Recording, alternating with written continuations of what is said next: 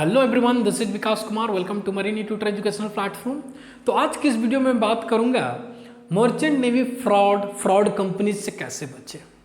अब ये वीडियो कोई नई तो है नहीं, ऑलरेडी यूट्यूब में, इंस्टाग्राम में काफ़ी सारे वीडियोस भरे पड़े हैं। काफ़ी चीफ इंजीनियर्स, कैप्टन्स ने आपको अलग अलग तरीके से मैसेज दिया, आपको अवेयर करने की कोशिश की, फिर भी इस इंसिडेंट में लोग फंस रहे हैं।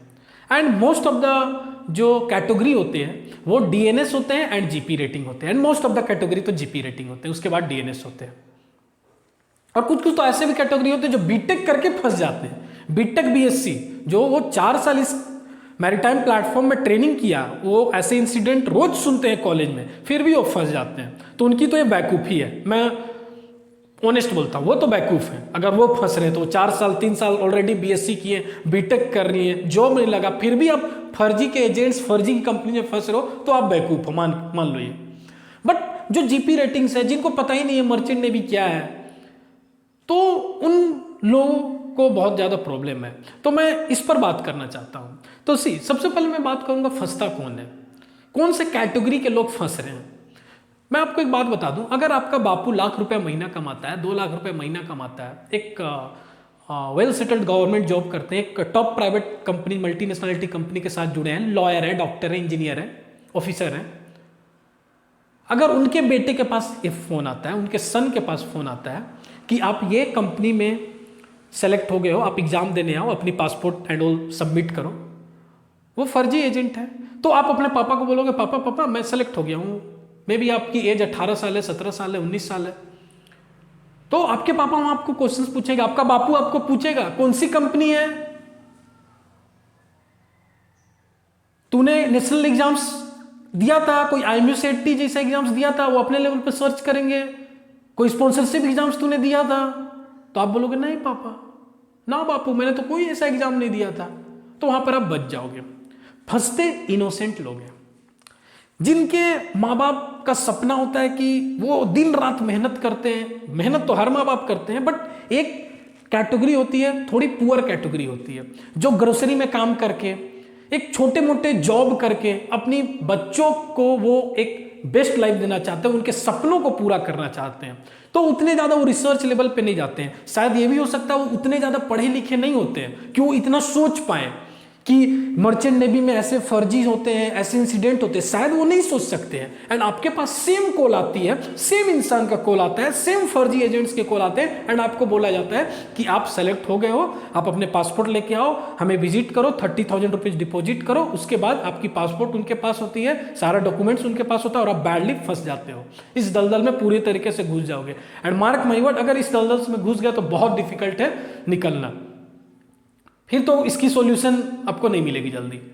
तो अब मैं आपको बताना चाहूँगा कि अब आपको अपने सपने पूरे करने हैं, एंड आपको ऐसा लगता है कि वाह मैं तो सेलेक्ट हो गया हूँ, तो आपके पास ये फ़ोन आते कहाँ से हैं, उनको आपके नंबर्स कैसे पता चलता है, इन लोगों को कैसे आपका नंबर्स पता चलता है, ईमेल आईडी पता चलता है, कैसे होता क्या है कि आप फेसबुक वगैरह में कुछ एडवर्टाइजमेंट देखते हो, join merchant navy and earn 2 lakhs per month, 10th pass earning 10 lakh, ऐसे भी आते हैं। तो ये सब चीजें आप देखते हो, ठीक है। अब ये सब चीजें देखते हो, आप उस लिंक को क्लिक करते हो, उस लिंक में आप कुछ अपनी नेम, फोन नंबर्स भर देते हो, और आपको पता भी नहीं रहता, आप 2-4 महीने में भूल भी जाते हो, क्योंकि आज की सोशल मीडिया में हम कोई भी लिंक क्लिक करते हैं और उन लिंक में हम अपनी ईमेल आईडी शेयर कर देते हैं। हमें लगता है कि ये तो इन्फॉर्मेशन वाली पेज है, यहाँ पर जानकारी मुझे मिलते रहेगी, वहाँ से आपके लोग नंबर निकालते हैं और आपको डायरेक्ट कॉल की जाती है। अब आप गलती कहाँ करते हो, चलो ठीक है, यहां तक समझ में आया, आप काफी इंटरेस्टेड हो इस फील्ड को, सोशल मीडिया में देख रहे हो, अच्छे अच्छे वीडियोस देख रहे हो, आप देख रहे हो कि कैप्टन्स इतने अमीर है, चीफ इंजीनियर इतने अमीर है, ये लोग पूरी दुनिया घूम रहे हैं, मजे कर रहे हैं, चलो इतनी तक मैं मान लिया। आप इस प्रोफेशन से काफी ज्यादा अट्रैक्टिव हो, ये भी मैंने मान लिया कि आप उस पेज को विजिट किए, अपने नंबर भी शेयर कर दिए, ईमेल अपने शेयर कर दिए, चलो आपको ऐसा लगा, आप इनोसेंट थे, आपको ऐसा लगा चलो इस पेज से मुझे जानकारी मिलती रहेगी। बट आप टोटली गलत कहाँ हो, आप टोटली गलत उस पॉइंट पे हो जब आपने उसका कॉल रिसीव किया एंड वो बोल रहा है कि आप आओ मेरे ऑफिस विजिट करो। ऑफिस भी फर्जी होते हैं, लोग भी फर्जी होते हैं, सारे सब चीज फर्जी है, वो बस आपसे पैसे लूट रहे हैं। डॉक्यूमेंट के नाम पर जब पासपोर्ट रख लेंगे तो और बोलेंगे 20,000 दो, 30,000 दो, ऐसे करते करते काफी सारे पैसे आपके लूटे जा देंगे। तो आप गलती कहाँ हो, जिस पॉइंट पर आपको सर्च करनी चाहिए, यह कॉल आया, ठीक है, आप सर्च करो। सबसे पहले तो ये देखो यार, मैंने कोई नेशनल लेवल एग्जाम दिया नहीं, IMU CET दिया नहीं, कोई अपनी मार्कशीट किसी स्पॉन्सरशिप कंपनी के साथ, जो जेन्युइन कंपनी उसके साथ शेयर की नहीं, कोई स्पॉन्सरशिप एग्जाम मैंने दिया नहीं, कोई शिपिंग कंपनीज की मैंने एग्जाम दी नहीं, तो ये कॉल आ कैसे सकता है? क्या मर्चेंट नेवी में इतना आसान है जाना? इतना अगर आसान जाना रहता तो इतने लोग फ्लडेड है। जीपी रेटिंग्स के कितने लोग कोर्स करके बैठे हुए हैं। जीपी रेटिंग तो छोड़ दो, बीटेक के लोग कोर्स करके बैठे हैं, BSc के लोग कोर्स करके बैठे हैं, उन्हें ज्वाइनिंग नहीं मिल रही है। आपको क्या लगता है, आप एक किसी ने फर्जी कॉल किया तो आपको ज्वाइनिंग मिल जाएगी, आपकी अर्निंग लाख रुपए महीने हो जाएगी? ऐसा कुछ नहीं होता है। तो आपको उस पॉइंट पे कभी भी ऐसा कॉल आता है तो उस पॉइंट पे आपको रिसर्च करनी है। ये रिसर्च नहीं करनी है कि मर्चेंट नेवी की लाइफ कैसे होती है, आफ्टर 3 इयर्स मेरी सैलरी क्या होगी, AB की सैलरी क्या होती है, OS की सैलरी क्या होती है, कैप्टन की सैलरी क्या होती है, फिटर की सैलरी क्या होती है। ये सब सर्च नहीं करनी है, ये सब तो बाद की बात है ना। सबसे पहले आपको कंपनी तो मिले। आपको क्या सर्च करनी है? उसने उस फर्जी कंपनी का जो नाम बताया वो नाम सर्च करो। DG शिपिंग वेबसाइट में जाओ, उस DG शिपिंग वेबसाइट में आप उस कंपनी की RPSL नंबर चेक करो, इसकी ऑफिस चेक करो, लोगों से बात करना स्टार्ट करो। इतने तो इन्फ्लुएंसर है यार, इतने इन्फ्लुएंसर, बस एक बार मर्चेंट नेवी यूट्यूब में लिखोगे तो यार 50 इन्फ्लुएंसर तो ऐसे आ जाते हैं और सबके सब रेडी हैं आपको हेल्प करने के लिए। सबकी ओपन प्लेटफॉर्म है, किसी से आप कांटेक्ट करो, सर मुझे ऐसा कॉल है, क्या मुझे ये नेक्स्ट प्रोसेस करनी चाहिए? बातें तो करो, आप बात करते हो नहीं। आपको पूरे सपने देखने लगते हो कि अब मैं मर्चेंट नेवी जा रहा हूं, अब मेरी अर्निंग होगी, घर के दुख दर्द सब खत्म हो जाएंगे, पापा का सपना पूरा हो जाएगा। आप इनके चलते बेसिक्स जो आपको रिसर्च करनी है वो भूल जाते हो और आप तुरंत पैसे दे देते हो, पासपोर्ट दे देते हो। तो एक तो ये तरीका है फंसाने का, इसको डायरेक्ट बोला जाता है। अब एक तरीका क्या होता है, जैसे मैं GP रेटिंग की बात कर रहा हूं, तो अगर आप GP रेटिंग की कोर्स करना चाहते हो तो मैं 3 कॉलेज आपको रिकमेंड करूंगा। TS Raman, NUSI, GEIMS, great eastern institute of maritime studies, ये 3 कॉलेज मैं आपको रिकमेंड करूंगा। इन 3 कॉलेज में आप एडमिशन लो, जेन्यून है, और भी जो जेन्यून स्पॉन्सरशिप शिपिंग कंपनीज की एग्जाम्स होती है वो दो, एक जेन्यून तरीके से एंटर करो।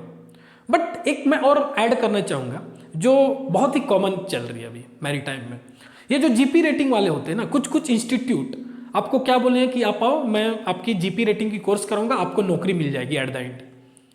तो आप जाते हो, आपको STCW की कोर्स सिर्फ कराई जाती है। वो लोग आपको बोलेंगे कि मैं आपको पूरी ट्रेनिंग दे रहा हूँ GP रेटिंग की, इस ट्रेनिंग के बाद आप कहीं भी शिपिंग कंपनीज में आपकी प्लेसमेंट हो जाएगी, हम आपकी प्लेसमेंट करवाएंगे, हम आपको नौकरी देंगे। अब वो इस ट्रेनिंग के नाम पर सिर्फ 5 STCW की कोर्सेस कराते हैं, बेसिक्स STCW की कोर्सेस आपको करवाते हैं।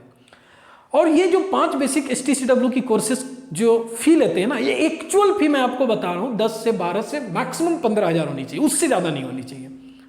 और उस 5 STCW कोर्स के लोग पैसे लेते हैं 80,000 रुपये, 80 से 85,000 रुपये लेते हैं। नेक्स्ट थिंग, यहां पर भी वो लोग बहुत ही बड़ा मतलब गेम खेल रहे हैं आपके साथ। और वो 5 STCW कोर्स ना आप मैक्सिमम 15 to 20 डेज में कर सकते हो, मैक्सिमम। बट उसे वो लोग 3 मंथ्स में कंप्लीट करते हैं, आपको फंसा देते हैं, 3 मंथ्स में कंप्लीट कर रहे हैं। आपको ऐसा लगे कि वाह मैंने ट्रेनिंग की है, GP रेटिंग की मैंने ट्रेनिंग की, अब तो मेरी जॉब हो जाएगी।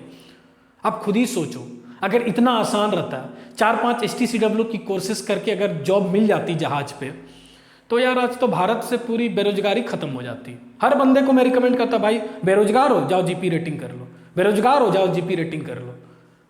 भाई उनकी भी अपनी स्किल्स होती है, अपनी टैलेंट होती है, अपने टैलेंट पे वर्क करके वो लोग उस पोजीशंस पर जाते हैं। इतनी आसान नहीं होती जितनी आसान आपने बनाए रखा है। तो पहले आप रिसर्च करो, आपके पास ऐसे कॉल्स आते हैं तो रिसर्च करो कि ये है क्या, मुझे कहां से कॉल आ रहा है, कौन सा इंसान कॉल कर रहा है। इतने तो यार इन्फ्लुएंसर भरे पड़े हैं, किसी को भी टेक्स्ट करो। तो ये पॉइंट आपको समझनी होगी, क्लियर। तो मैंने अपने स्तर से आपको बता दिया, GP रेटिंग के लिए कॉलेजेस रिकमेंड किए, और मैंने आपको बताया कि कैसे मर्चेंट नेवी के फ्रॉड से बचना है। एंड ऑलवेज रिमेंबर, आपके पेरेंट्स की हार्ड अर्न मनी को रिस्पेक्ट करते हुए, सोचते हुए कहीं भी आप पैसा लगाओ, क्योंकि कहीं पैसा लगा रहे हो, कहीं आप इन्वेस्ट कर रहे हो, तो वहां से आपकी प्रॉफिट आनी चाहिए। ये माइंड में हमेशा रखो। ओके, तो इसी पर मैं वीडियो एंड करता हूं एंड आगे भी काफ़ी थिंग्स हम बात करेंगे GP rating regarding. And stay tuned, stay connected, let's learn and grow together with मरीनी ट्यूटर। Thank you.